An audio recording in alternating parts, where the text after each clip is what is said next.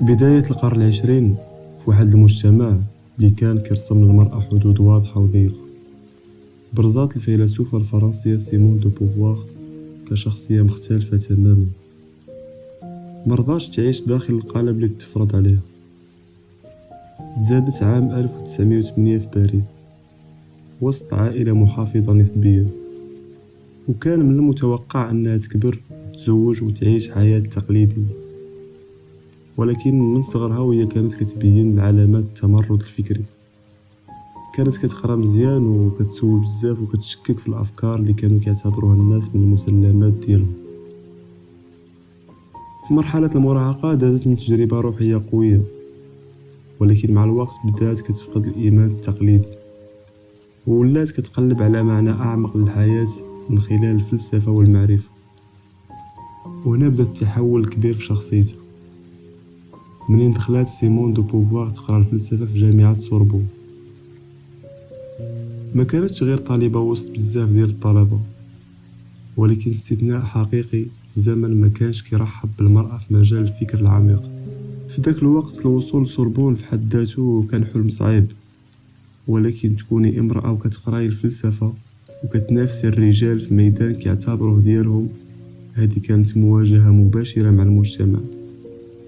سيمون دخلت لهذا العالم بعقل النقد وشغف كبير، وكانت واعية بأنها كدير واحد الاختيار اللي غادي يجر عليها النظرات والشك وحتى الاحتقار.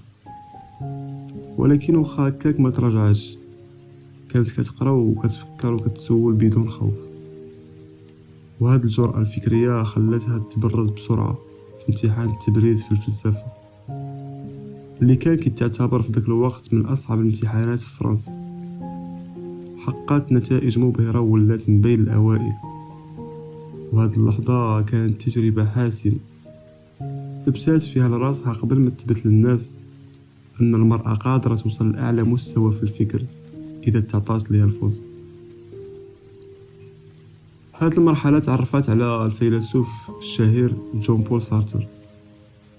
في الحقيقة ما كانش لقاء عادي، ولكن تصادم بزاف ديال الأفكار وحوارات عميقة وتلاقي عقلين كيرفضوا الجاهز والمفروض. العلاقة ديالهم ما كانتش كتشبه العلاقات اللي كانوا معروفين في ذاك العصر. ما تزوجوش وما داروش بيت تقليدي، ولكن داروا ميثاق بيناتهم مبني على الحرية والصراحة والاختيار الواعي. هذا الاختيار كان تجربة جريئة ومكلفة، حيث تعرضوا بزاف ديال الانتقادات القاسية والتشويه أخلاقي في بعض الأحيان. ولكن سيمون كانت عارفة شنو كدير. بالنسبة لها الحب ما خصوش يكون سجن ولا عقدة خوف، ولكن فضاء كيكبر فيه الإنسان وكيتطور وكيكتشف راسه. كانت كذلك كتآمن أن الإنسان ما كيتولدش بنموذج جاهز، ولكن كيبنيه خطوة بخطوة بقراراته وتجاربه، ولو تكون هذه القرارات صعبة ومكلفة وتجارب مؤلمة أحيانا. ومن هذه التجربة ديال سوربون، من وسط تحدي الشك وحب الحر، بدأت تتشكل سيمون دو بوفوار كصوت مختلف، صوت امرأة قررت تفكر وتعيش بشروطها وتدفع ثمن الحرية كاملة بلا ندم.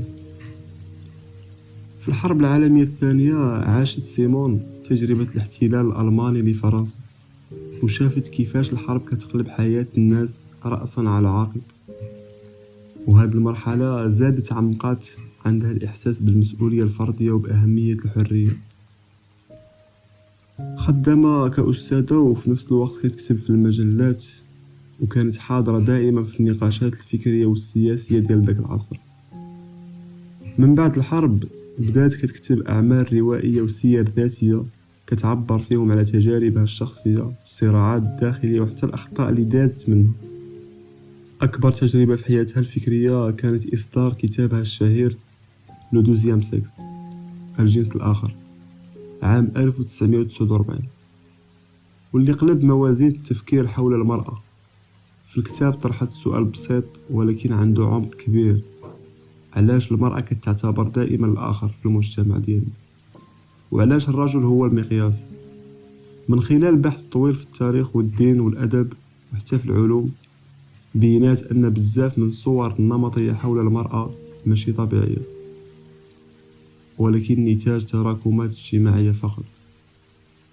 وقالت الجملة اللي بقات علامة فارقة: لا تولد المرأة امرأة بل تصبح كذلك. بمعنى أن المجتمع هو اللي كيشكل الدور ديالها عبر التربية والتوقعات والقيود. هذا الكتاب جر عليها هجوم كبير، اتهموها بأنها كتفسد الأخلاق وكتحارب التقاليد، ولكن في المقابل ولا مرجع أساسي للحركة النسوية في العالم. من بين التجارب اللي أثرت فيها حتى في العلاقات الشخصية معقدة اللي عشتها سواء مع سارتر أو مع أشخاص آخرين، واللي خلتها تواجه أسئلة صعيبة حول الحب والغيرة والالتزام والحرية. كانت كتكتب بصراحة على هذه التجارب وكتعترف بأن الحرية ماشي سهلة، وأنها بعض المرات كتجي مصحوبة بالألم والوحدة. وخا هكاك ما عمرها تخلت على المبدأ ديالها أن الإنسان خصو يعيش بوعي ويختار حياته بنفسه ويتحمل مسؤولية اختياراته. في السبعينات القرن الماضي انخرطت بقوة في الحركات النسوية ودافعت على حق المرأة في الإجهاض والمساواة القانونية، وشاركت في بيانات وحملات كانت جريئة بذاك الوقت. ما كانتش غير منظرة بل كانت حاضرة في الميدان دائما. وهذا الشيء بين أن أفكارها ماشي غير نظريات ولكن التزام حقيقي بقضية الحرية والعدالة.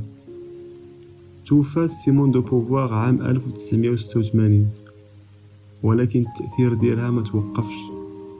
التجارب اللي دازت منها سواء الشخصية أو الفكرية أو السياسية صاغت رؤية عميقة حول الإنسان والمرأة والحرية، وعلمتنا أن أخطر حاجة هي نعيش حياة مفروضة علينا بلا ما نسول راسنا واش هذه فعلا الحياة اللي بغينا، وأن الشجاعة الحقيقية ماشي هي نتبعوا الطريق السهل اللي ديجا مرسوم لينا، ولكن نختاروا الطريق اللي كيعبر علينا حنا.